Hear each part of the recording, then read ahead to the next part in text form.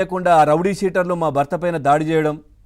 So దానికి ఇప్పుడు జగన్మోహన్ రెడ్డి వచ్చి ఏదో మంచోళ్ళు ఆ తర్వాత ఏదో హడావిడి చేసి అంటే అక్కడ ఏదో కానిస్టేబులే వేరే వాళ్ళతో గొడవ పడతా ఉంటే వీళ్ళు వెళ్ళి కాపాడే ప్రయత్నం చేసి ఆ విడగొట్టే ప్రయత్నం చేశారంట ఏదో చెప్తా ఉన్నారు. ఇందాక విన్నారు కదా మీరు. అవునవును సార్ మాట్లాడండి సార్. ఇక్కడ ఒకటండి సార్ దురదృష్టం ఏంటంటే నేరాలు చేసిన వాళ్ళకి, ఆర్థిక నేరాలు చేసే వాళ్ళకి, అరాచకాలు సృష్టించే వాళ్ళకి కులాల ఆపాదించి కుల ప్రాతిపదిక మీద మాట్లాడటం అనేది దురదృష్టకరం.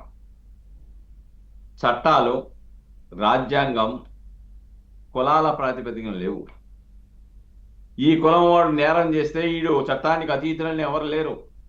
సార్ ఒక్కసారి కళ్యాణి గారితో మాట్లాడండి సార్. ధైర్యం చెప్పండి. తను చాలా ఏడుస్తుంది, లైవ్లో కూడా బాధపడుతున్నారు, ఏడుస్తున్నారు. ఇంకా మనం చూస్తూ ఉన్నాం. ఒకసారి మాట్లాడండి సార్. మీరు ఒక సీనియర్ అడ్వకేట్ అమ్మా సుబ్బారావు గారు, మీకు ఎట్లాంటి ఇబ్బంది కాదు, కష్టం కాదు, ఆయన చూసుకుంటారు. మాట్లాడండి సార్. ఒకటండి, ఆ అమ్మాయి ఆవేదనని అర్థం చేసుకోగలం. ఇంకేదంటే తన భర్త మీద అనేక నేరాలలో ముద్దాయిగా ఉన్న వ్యక్తులు దౌర్జన్యం చేసి ప్రాణానికి హాని కలిగించే ప్రయత్నం వచ్చినప్పుడు మా గోడు ఎవరు వినలేదు, నేను కూడా దళితులనే కదా, నిజమే, నా భర్త బీసీ కదా, ఆమె వాదన స్పష్టంగా చెప్తా ఉంది.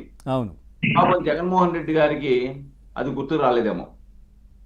ఇక్కడ ఒకటి వాస్తవం ఏంటంటే ఓపెన్ గా కొట్టారు అని చెప్పే దాని మీద మనం ఎవరో సమర్థించం. కానీ పోలీసు వాళ్ళు ఒకరు చేసి ఉండాల్సింది చేయటంలో విఫలమయ్యారు. ఎందుకంటే నగరాల్లో అటువంటి అరాచక శక్తులు, దౌర్జన్యకరమైన శక్తులు నేరాలే సవాల వృత్తిగా, దొంగతనాలే వృత్తిగా, లేకపోతే వివిధ నేరాలు చేయటమే అతని యొక్క క్యారెక్టర్గా ఉన్నప్పుడు వాళ్ళని గ్రామ బహిష్కరణలో, పట్టణ బహిష్కరణలో చేసి ఉండాలి. అది చేసినట్టుగా ఇక్కడ కనబట్టాల. ఎందుకంటే అటువంటి సమాజానికి, ప్రజలకి భయంకరమైనటువంటి పరిస్థితులు సృష్టించేటప్పుడు, ఆ ప్రాంత వాసులకి ఒక భయానక పరిస్థితిని సృష్టించి శాంతి భద్రతలకు విఘాతం కలిగించేటప్పుడు, ప్రజలు ప్రశాంతంగా జీవించలేని పరిస్థితి ఉత్పన్నమైనప్పుడు డెఫినెట్ గా అటువంటి వాళ్ళని రౌడీ షీట్లు ఓపెన్ చేయాలి, గ్రామ బహిష్కరణ ఉన్నాయి సార్. వాళ్ళ పైన దాదాపుగా ఏదైతే అటెంప్ట్ టు మర్డర్కి సంబంధించి కావచ్చు, తర్వాత మానభంగాలకు సంబంధించి కావచ్చు, గంజాయికి సంబంధించి కావచ్చు, రౌడీ షీట్లు, గొడవలు అన్నీ ఉన్నాయి. 9-10 కేసులు ఉన్నాయి ఒక్కొక్కరి పైన. ఇక్కడ ఈ బాహ్య ప్రపంచానికి తెలియని కొత్త అంశాన్ని ఒకటి చెప్పబోతున్నాను నేను. ఎవరైతే జూనియర్ అడ్వకేటు జాన్ విక్టర్ అని చెప్తున్నాడో ఆయన మీద గనక గతంలో కేసులుంటే ఈయన అడ్వకేట్గా ఎన్రోల్ అయ్యేటప్పుడు దరఖాస్తులో నా మీద పలానా క్రిమినల్ కేసులు పెండింగ్ లో ఉన్నాయని మెన్షన్ చేయాలి. ఓకే, దాన్ని సప్రెస్ కనుక చేస్తే, ఆ వాస్తవాలను పొందుపరచకుండా ఈయన పతివితా శిరోమణిని ఈయన మీద కేసులు లేవని కనుక అప్లికేషన్ లో పెట్టి అది సప్రెస్ చేస్తే అతని యొక్క ఎన్రోల్మెంట్ ని బార్ కౌన్సిల్ రద్దు చేయవచ్చు. ఓకే సార్, ఇప్పుడు మనకి లైవ్ అయ్యేంత లోపు మీకు తెలుసుకునే అవకాశం ఉంటుందా సార్? బార్ కౌన్సిల్లో ఆయన మెంబర్ గా ఉన్నారా? నేను ఆంధ్రప్రదేశ్ రాష్ట్ర బార్ కౌన్సిల్ కి ఉమ్మడి రాష్ట్రంలోనూ, ఈ రాష్ట్రంలోనూ, రాష్ట్రంలో న్యాయవాదుల చేత ఎన్నుకోబడిన వ్యక్తిని. అవును సార్, అవును. గతంలో కూడా బార్ కౌన్సిల్ ఇటువంటి అంశాలు వచ్చినప్పుడు దాన్ని పరిశీలించి ఈ కేసులు ఉన్నాయ విషయాన్ని ప్రస్తావించకుండా తప్పుడు అఫిడవిట్ ఇచ్చినాడు కాబట్టి, తప్పుడు అప్లికేషన్ పెట్టినాడు కాబట్టి అని పరిశీలించి ఆయన యొక్క అడ్వకేట్ ఎన్రోల్మెంట్ క్యాన్సిల్ చేసిన సంఘటనలు అనేక ఉన్నాయి. ఓకే, కాబట్టి ఈ రోజున పోలీసు వారు కూడా అతని మీద ఏమి కేసులు ఉన్నాయో బార్ కౌన్సిల్ కి ఒక ఫిర్యాదు రూపేణా పెట్టి బార్ కౌన్సిల్ మీద చర్య తీసుకోమని అడగవచ్చు. ఓకే, లేకపోతే సమాచార హక్కు చట్టం ద్వారా పెట్టేసి బార్ కౌన్సిల్లో పలానా అతను ఎన్రోల్ అయ్యాడు, ఎన్రోల్ అయినప్పుడు దరఖాస్తులో కేసుల గురించి ప్రస్తావించారా అని అడిగారనుకో, లేదని ఇస్తారు.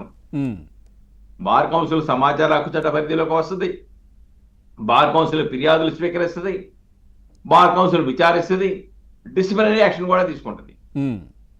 కాబట్టి ఈ రోజున అది కూడా చూడవలసిన అవసరం. ఎందుకంటే నేరస్తులు న్యాయవాదులుగా వస్తే న్యాయ వ్యవస్థ యొక్క పరువు ప్రతిష్టల బజారున పడతాయి. ఆ దిశలో కూడా అలాంటి వాడిని కట్టేలు చేయడానికి కూడా ప్రయత్నం చేయవలసిన అవసరం ఉంది. ఒకటి. రెండోది, పాపం జగన్మోహన్ రెడ్డి గారి ఆవేదన చూస్తే పాపం జాలేస్తా ఉంది.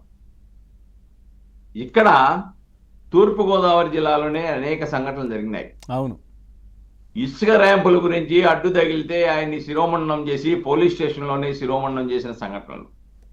ఆయన దళితుడే పాపం. ఆ రోజు పాపం ఎందుకంటే ఆ శిరోమండనం ఇన్ఫ్లుయెన్స్ చేయించిన ఆయన వైఎస్ఆర్సీపీ కాబట్టి, ఆ అక్రమ ఇసుక రవాణా చేస్తుంది వైఎస్ఆర్సీపీ నాయకుడు కాబట్టి ఆయన్ని అరెస్ట్ చేయడానికి సాహసించలేదు. ఆయన మీద కేసు పెడతానికి కూడా పెద్ద ఎత్తున ఆందోళన చేస్తే జరిగింది. చివరికి ఏ చర్యలు తీసుకోలే. రైట్. ఓకే. ఆ రోజున పాపం గుర్తు. ఇంకోటి ఓకే. వీధి సుబ్రహ్మణ్యం ప్రధానమైందండి ఇక్కడ. వీధి సుబ్రహ్మణ్యం మీద శిరోమండనం ఆయన హత్య చేసి డోర్ డెలివరీ చేసి 33 గాయాలు 3 అంతర్గత గాయాలు చేస్తే ఆయన మీద మర్డర్ కేసు పెట్టడానికి 3 రోజులు పట్టిందండి ఆందోళన చేస్తే. అంతే కదా. జైలు నుంచి బయటకు వస్తే అనేక రోజుల తర్వాత ఆయన దండలు పెట్టి ఊరేగించి దళితులను చంపినటువంటి హీరోగా చిత్రీకరించినటువంటి చరిత్ర వీళ్ళకు ఉంది.